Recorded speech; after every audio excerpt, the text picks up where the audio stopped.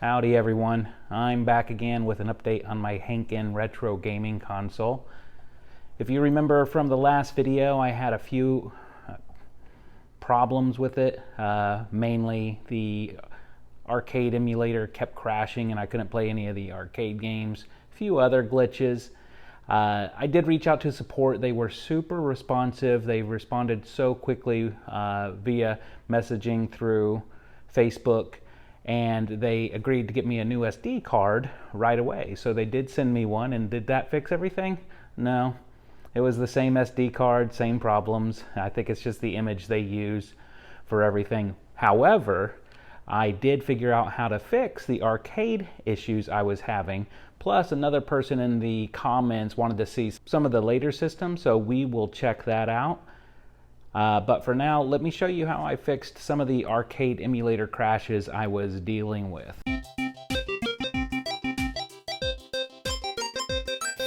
In the arcade, for example, we're gonna scroll down to Gauntlet. Okay, here's a Gauntlet. I'm going to select the Rev 14 version and let that start up. And like we were seeing on the last video, I had so many of the arcade games fail with this error. The SD card they sent me did not fix it, but what I figured out you can do is go into the game options by pressing select, go to advanced game options, and on the emulator select auto. So now the emulator is set at auto. Let's try to relaunch. And there we go, all fixed. I bet there's a lot of KinHank owners out there that have this console and they're so frustrated with the emulator crashing, but this is the fix. Set the emulator to auto and it seems to fix it every time. Give me a bunch of health and we can start this.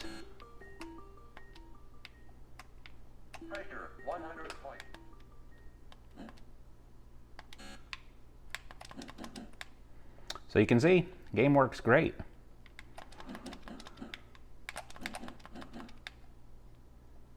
To open door.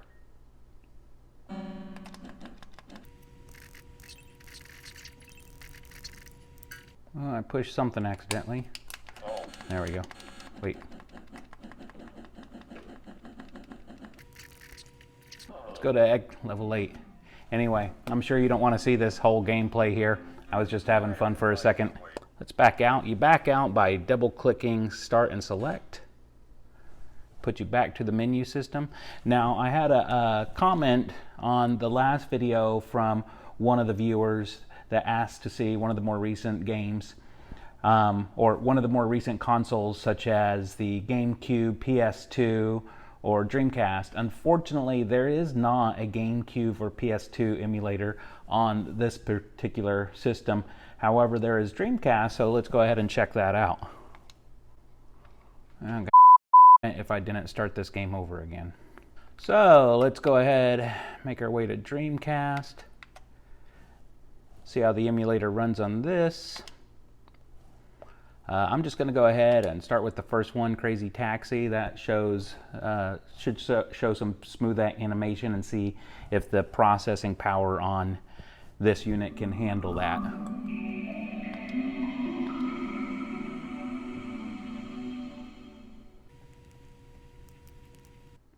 Hey, come on over. It's party time. Let's have some fun. All right, let's go make some crazy money. Go make some crazy money. Go ahead and pick a car and drive Axel. All right, let's get it on. Hey, it's time to make some crazy money. Are you ready? Here we go. All right, so we got to go pick somebody up.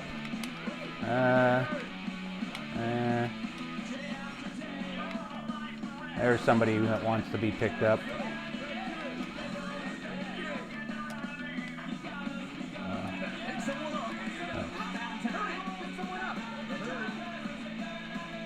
You're okay. Get in. Watch it, fool. Just drive. Okay, but don't freak out on me. Hey, you're going the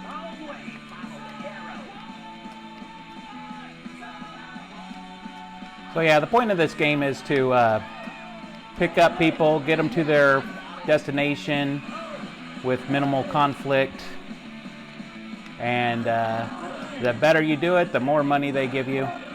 And obviously I'm doing really quite awesome here.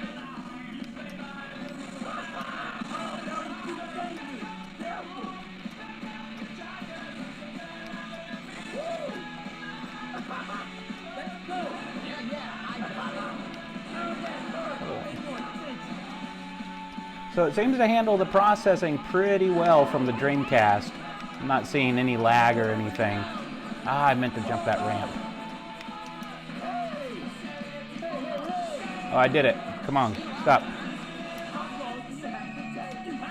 Ah, well.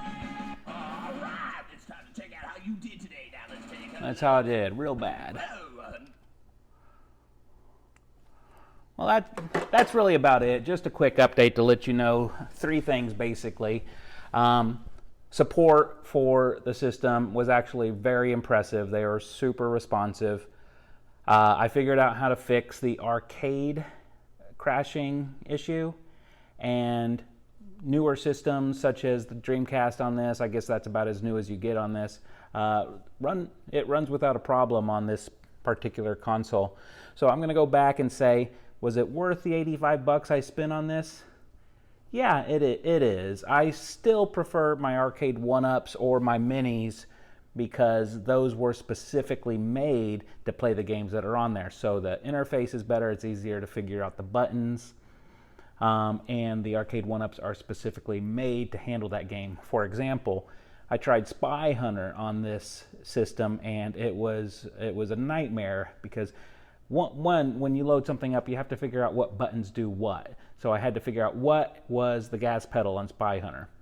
And then I couldn't remember if there was a shifter on Spy Hunter, but also Spy Hunter had a steering wheel, and that's how it reacts. So when you're trying to use the directional pad to steer, it was just impossible. I don't think you can really play Spy Hunter without hacking the game and making it more responsive for a directional controller or getting a steering wheel to use with it.